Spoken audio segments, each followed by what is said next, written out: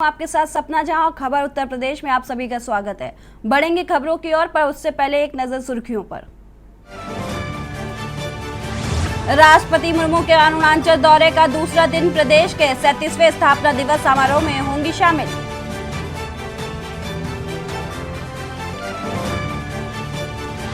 UP budget सत्र का दूसरा दिन, आज 11 बजे शुरू होगी सदन की कार्रवाई। कल विपक्ष ने सरकार को था घेरा, आज भी सदन में हंगामे के आसार। यूपी सरकार का बजट फरवरी को होगा पेश, अलीगढ़ को ट्रांसपोर्ट नगर और गैस पाइपलाइन मिलने की उम्मीद। आज लखनऊ में लगेगा रोजगार मेला, राजकीय आईटीआई में 20 से अधिक कंपनियां करेंगी भर्ती, विधायक डॉक्टर नीरज बोरा करेंगे उद्घाटन। सपा प्रमुख अखिलेश यादव का बीजेपी पर हमला, कहा भाजपा सरकार ने बड़े सपने दिखाए लेकिन इन्वेस्टर समिट से कुछ नहीं आने वाला।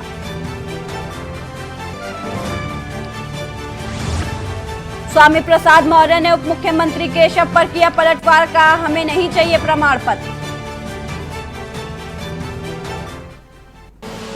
आप देख रहे हैं के न्यूज, खबरों का सारथी।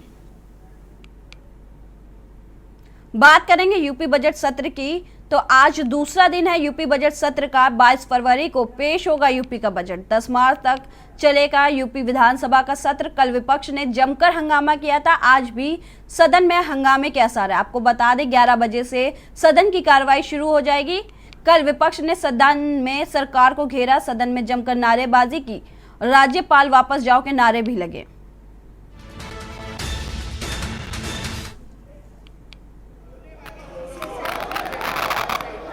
आपको बता दें यूपी बजट के सत्र के पहले दिन काफी हंगामा हुआ। सत्र शुरू होने से पहले सपा का हंगामा देखने को मिला, जहां पर पुलिस मार्शल और सपा का विधायकों में और मीडिया कर्मियों में नोकझोंक भी हुई। वहीं सत्र शुरू होते ही विपक्षी दलों ने विरोध करना शुरू कर दिया, राज्यपाल गो बैक, कई मुद्दों पर सरकार को घेरा। इस दौरान हंगामे के शोरगुल के बीच राज्यपाल ने अपना अभिभाषण पूरा किया।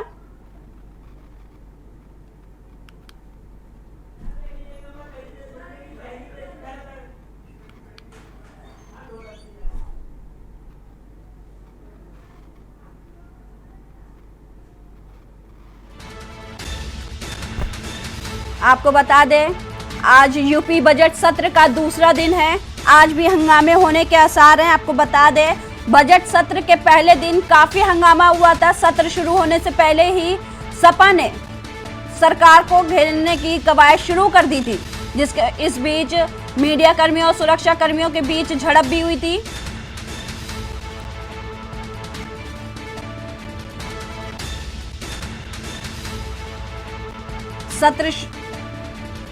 सत्र के शुरुआत में राज्यपाल के अभिभाषण के बीच विपक्षी दलों ने जमकर नारेबाजी की, राज्यपाल गो बैक के नारे भी लगाए थे। इस बीच शोरगुल के बीच राज्यपाल ने अपना अभिभाषण पूरा किया था, जिसके बाद सदन की कार्रवाई स्थगित कर दी गई थी।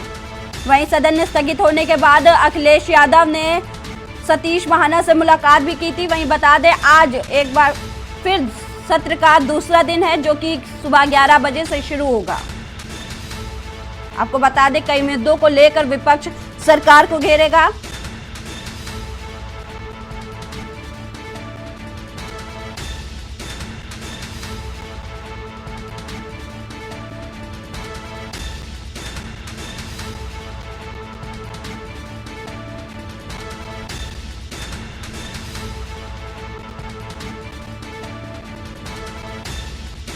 सोमवार को राज्यपाल आनंदीबेन पटेल ने विधानमंडल के दोनों सदनों को संबोधित किया। राज्यपाल के अभिभाषण के साथ ही बजट सत्र का आगाज हो गया। आज यानी मंगलवार को बजट सत्र का दूसरा दिन है। सत्र के पहले दिन विपक्ष ने जमकर हंगामा किया और अभिभाषण के दौरान राज्यपाल गो बैक के नारे भी लगाए। 22 फरवरी वित्त मंत्री सुरेश खन्ना वित्तीय वर्ष 2023 और 24 का बजट पेश करेंगे।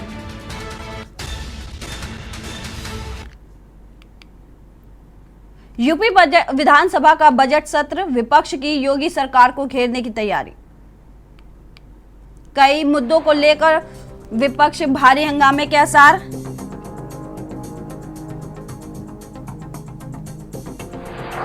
कानपुर देहात में मां बेटी की हाल ही में हुई मौत, कानून व्यवस्था और महंगाई समेत अन्य मुद्दों को लेकर सदन के हंगामेदार रहने की संभावना।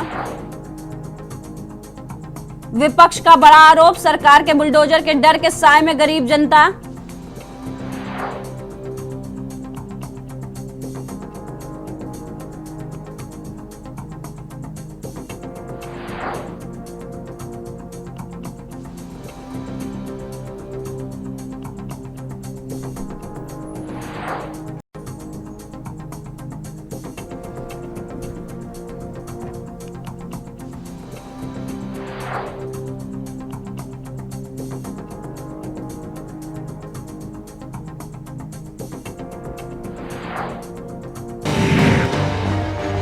बजट में क्या खास, योगी सरकार का अब तक का सबसे बड़ा बजट है।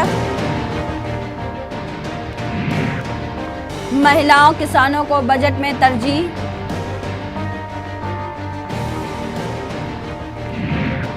युवाओं को मुफ्त में टैबलेट बांटने के लिए प्रावधान।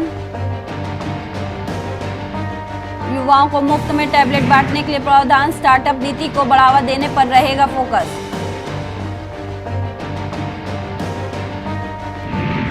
उद्योग के लिए बेहतर इंफ्रास्ट्रक्चर पर जोर।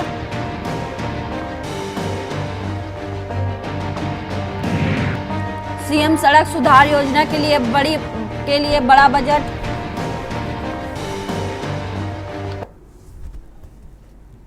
अब आपको ग्राफिक्स के जरिए बताएंगे कि सत्र में ऐसा पहली बार होगा। अखिलेश शिवपाल एक साथ बैठेंगे, आजम परिवार से कोई सदस्य नहीं होगा। विधानसभा संचालन की नई नियमावली, वर्चुअल जानकारी के लिए डिजिटल गैलरी।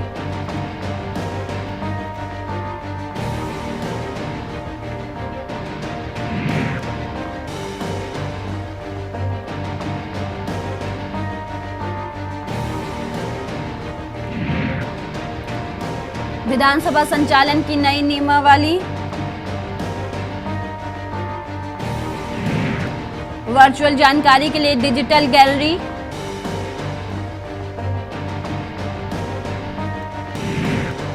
अखिलेश शिवपाल एक साथ बैठेंगे।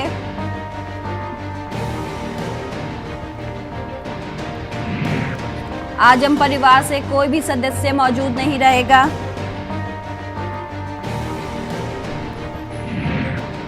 विधानसभा संचालन की नई नियमावली,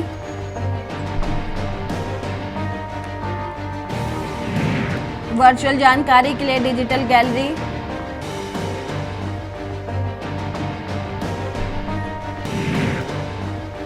अखिलेश शिवपाल एक साथ बैठेंगे।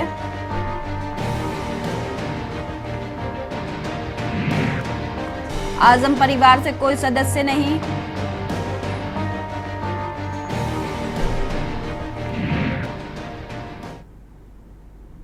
भारत जोड़ो यात्रा की समाप्ति के बाद कांग्रेस पार्टी ने हाथ से हाथ जोड़ो अभियान चला रखा है। श्रावस्ती में अभियान को शुरू करने सोमवार को कांग्रेस के प्रदेश अध्यक्ष बृजलाल खाबरी श्रावस्ती पहुंचे। बलरामपुर के रास्ते श्रावस्ती में दाखिल हुए प्रदेश अध्यक्ष का कांग्रेसियों ने गर्मजोशी से स्वागत किया। प्रदेश अध्यक्ष के साथ प्रांतीय अध्यक्ष नकुल दुबे भी मौजूद रहे। भिनगर स्थित अमन अपार्टमेंट में कार्यक्रम का आयोजन किया गया, जहां मीडिया से रूबरू होते हुए कहा, हाथ से हाथ जोड़ो अभियान के तहत कांग्रेस के लोग गांव-गांव, घर-घर जाएंगे और आमजन से महंगाई, बेरोजगारी और भाजपा की सरकार की नाकामी के संदर्भ की बात कर लोगों की राय जानेंगे। उन्होंने कहा कि कांग्रेस भाजपा को हराने नहीं बल्कि देश को बचाने की लड़ाई लड़ रही है। जो भी राजनीतिक दल देश बचाने की मुहिम में लगा है वह कांग्रेस के साथ है। कानपुर में मां बेटी की जलकर हुई मौत के संदर्भ में मीडिया के सवालों का जवाब देते हुए कहा कि इस घटना ने सरकार की नाकामियों को उजागर कर दिया है।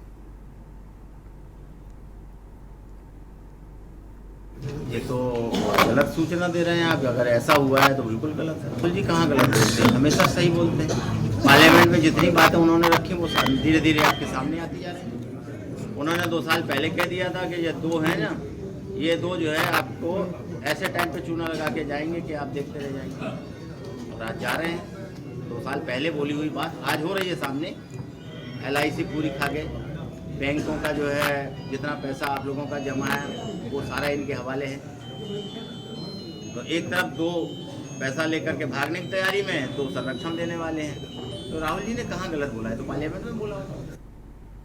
वाराणसी में रविंद्रपुरी स्थित अग्रिम हॉस्पिटल में बीते बुधवार प्रीति सिंह की मौत को लेकर हॉस्पिटल के सामने उनके भाई नवीन पटेल धरने पर बैठ गए, जिसकी मौत हुई वह शिक्षिका बताई जा रही है। प्रीति के भाई ने बातचीत के दौरान बताया कि हमारी बहन हॉस्पिटल के अबॉर्शन कराने आई थी, उसी दौरान शिक्षिका प्रीति सिंह की मौत हो गई। इंसाफ की मांग को लेकर प्रीति सिंह के भाई हॉस्पिटल के सामने धरने पर बैठ गए।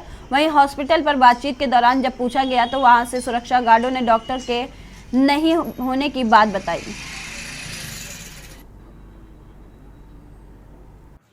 को यहाँ बीते बुधवार को ऑपरेट करने के लिए डॉक्टर गजल जैन के अंदर में आए हुए थे। मैं यहाँ पे 10 बजे के लगभग हम लोग ऑपरेट करने के लिए आए थे। मेरी दीदी 1 महीने 15 दिन का उनका एबॉर्शन था। एबॉर्शन के दौरान उन्होंने ट्रीटमेंट के दौरान उन्होंने 10:15 पे एनेस्थीसिया का डोज लगाया। आफ्टर डोजिंग के बाद इंजेक्शन के बाद 5 मिनट के बाद दीदी मेरी ब्रेन से संपर्क टूट गया और दीदी को एमआई का उसमें आ गया हुआ है, एमआई आ गया। खबर बहराइच से थाना फकरपुर क्षेत्र के ग्राम बुबाकपुर में धन्वंतरी आयुर्वेद की तत्वाधान में करीब 6 एकड़ में फैले फार्म हाउस में विभिन्न प्रकार की आयुर्वेदिक जड़ी बूटियों को उगाया जाता है तथा उनसे निर्मित एक जीवन रक्षक काढ़े का वितरण प्रत्येक रविवार को निःशुल्क किया जाता है। इस जीवन रक्षक काढ़े के निर्माण एवं वितरण की व्यवस्था देखने वाले डॉक्टर JN मिश्रा का कहना है कि आयुर्वेद हमारे चिकित्सा पद्धति रीट है। प्राचीन भारतीय चिकित्सा परंपरा की पूरी चिकित्सा पद्धति आयुर्वेद पर ही आधारित थी, जिससे युगों युगों तक मनुष्य अपना स्वास्थ्य जीवन यापन करता था। धन्वंतरी आयुर्वेद वन के द्वारा 1 दर्जन जड़ी बूटियों से निर्मित काढ़ा कई लाइलाज बीमारियों जैसे कि शुगर, पथरी, गठिया रोग, शरीर में पेट दर्द, खांसी, जुकाम, हृदय रोग के इलाज में अत्यंत उपयोगी है। पेट की बीमारियों के लिए इसके लिए हमने सिंपली एक काढ़ा बनवाया और इसको प्रत्येक रविवार को देना शुरू किया। लेकिन इसके बाद विभिन्न तरीके के विभिन्न रोगों के मरीज यहाँ आने लगे और वो काढ़े का उपयोग करके लाभान्वित होने लगे। कहा कि डॉक्टर साहब मुझको बवासीर हो गई, उसमें भी फायदा हो गया। मुझको यहाँ पे फलाना जगह खुजली होती थी, उसमें भी फायदा हो गया। मुझको बहुत पुराना बुखार था, उसमें भी फायदा हो गया। बहुत से लोग कहे कि मैं शुगर था, पहले शुगर की गोली खाता था, अब काढ़े को पी रहा हूँ तो डॉक्टर साहब मुझको ज्यादा आराम है।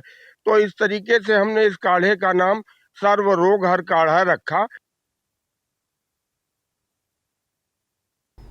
खबर गोंडा से 1.25 लाख के इनामी डकैत साहब को पुलिस ने एनकाउंटर में मार गिराया। सोमवार सुबह 4 बजे डकैत साहब सिंह को यूपीएसटीएफ ने नोएडा और बुलंदशहर पुलिस की मदद से घेर लिया। पुलिस को देखते ही डकैत ने फायरिंग कर दी। जब आई फायरिंग में डकैत को 3 गोली लगी। इसके बाद उसे घायल अवस्था में जिला अस्पताल लाया गया, जहां डॉक्टरों ने उसे मृत घोषित कर दिया। बता दें, नगर कोतवाली क्षेत्र में 17 अगस्त 2001 की रात को डकैतों ने रेलवे कॉन्ट्रैक्टर तारिक सिद्दीकी के घर में डकैती डाली थी। इस डकैती में बदमाशों ने उनके पिता समेत 6 लोगों की मौत के घाट उतार दिया था, जबकि 7 लोग गंभीर रूप से घायल हो गए थे।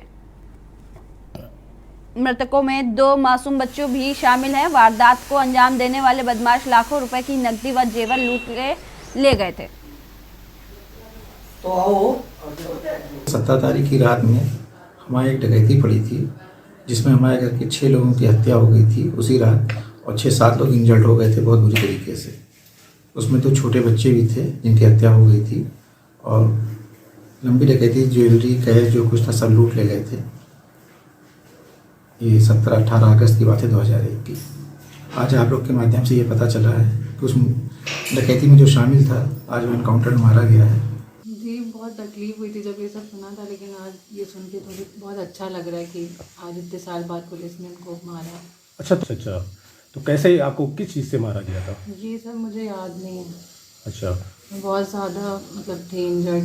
मेरे घर वाले बोलते हैं कि मतलब लगता नहीं था कि मैं बच पाऊँगी। अच्छा। मेरे चाचू ने बहुत किया हम लोग के साथ, तो मैंने हमेशा से चाचू चाची को अपनी माँ बाप समझाया। उन लोग ने बहुत ज़्यादा मुझे केयर की, बहुत अच्छे से रखा, कभी फील नहीं हुआ कि मम्मी नहीं है। वक्त एक छोटे से ब्रेक का, जल्द हाजिर होंगे। शादी किए बारात लेकर आखिरी वक्त पर 5 लाख रुपए की मांग पूरी नहीं होने पर वापस लौट गया। सीबी थाना के निवासी गौसा खां के मुताबिक उन्होंने अपनी बहन तारा बी का निकाह इज्जत नगर के सैदपुर हॉकिंस निवासी हबीब खान के साथ तय किया था। आरोप है कि हबीब खान के साथ बारात रविवार को बैंक्वेट हॉल पहुंची तो दूल्हे ने दहेज में 5 लाख की मांग कर दी। इससे लड़की पक्ष के लोग हैरत में पड़ गए। लड़की के रिश्ते की दुहाई देते रहे, लेकिन ना ही दूल्हा माना और ना ही परिवार के लोग। लड़की पक्ष का आरोप है कि बारातियों ने शराब पीकर हंगामा शुरू कर दिया। देखते ही देखते झगड़ा शुरू हो गया, जिसमें लड़की पक्ष के 3 लोग घायल हो गए। मामला शांत होता इसी बीच दूल्हा बारात लेकर वापस लौट गया।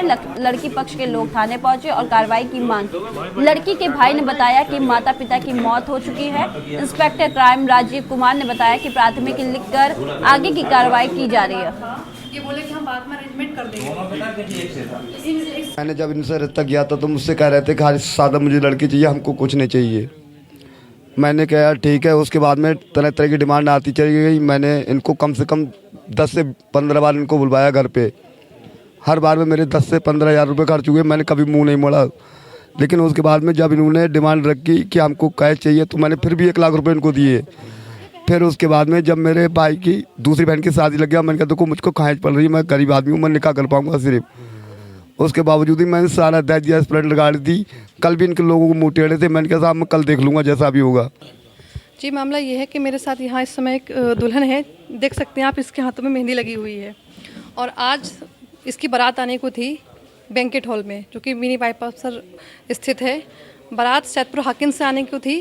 बारात आने के बाद 5 लाख रुपए को लेकर शादी हॉल में ही विवाद हो गया, क्योंकि लड़की के माता पिता जो हैं उनकी डेथ हो गई है। उनका ये एक भाई है, इसने ही जैसे तैसे जमा पूंजी करके दोनों बहनों की शादी की व्यवस्था की थी। लेकिन 5 लाख रुपए के पीछे दूल्हा और उसके परिवार वाले नाराज़ हो गए।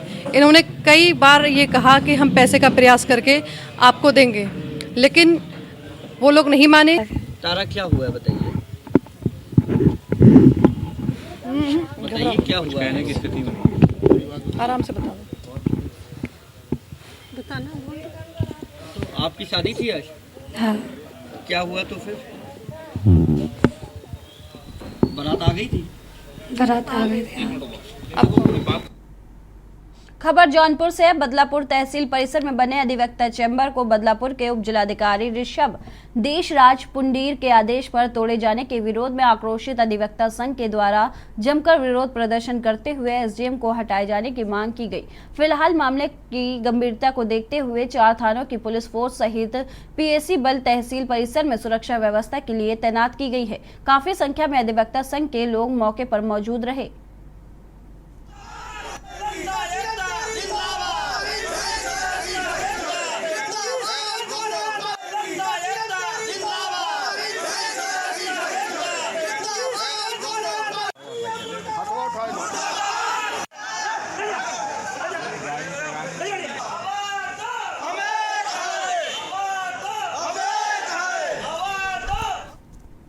खबर हाथरस से, जहां सदर कोतवाली क्षेत्र के नजीहाई बाजार में कहासुनी को लेकर 2 पक्षों में झगड़ा हो गया। वहीं झगड़े में नेमी और नेमी की मां गंभीर रूप से घायल हो गई।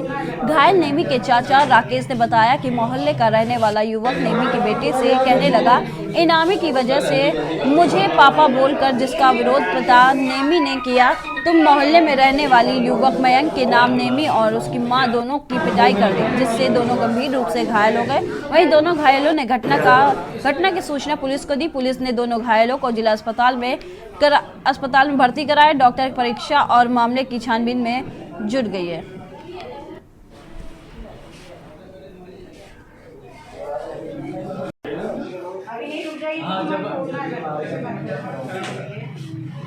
कहाँ की रहने वाली हो? घंटा सिंगांग गली। ये बच्चा जो घायल हुआ है इसका क्या नाम है लड़की का? नेमी पहलवान। नेमी पहलवान। नेमी। हाँ। क्या हो गया इसके साथ? इसके साथ जो हसीना कर रहा था वो। किससे? मैं अच्छा। मैं कह रहा था इसके रोने से मैं तेरा बाप हूँ। अच्छा। इसके बाप मैंने सुबह से गाड़ी दे रहा था, कोई बात नहीं। ये घर चला जा रहा था, घर से आगे दुकान में बैठा है। फिर तो पहले तो हाथापाई करिए, फिर उठाया वो तो कांच की बोतल, धय बोतल इस चांद में। अच्छा। दिमाग की चोट है, अब होश नहीं है उसको। कोतवाली में शिकायत कर दी तुमने? हाँ, कोतवाली कर दी साहब। फिलहाल खबरों में इतने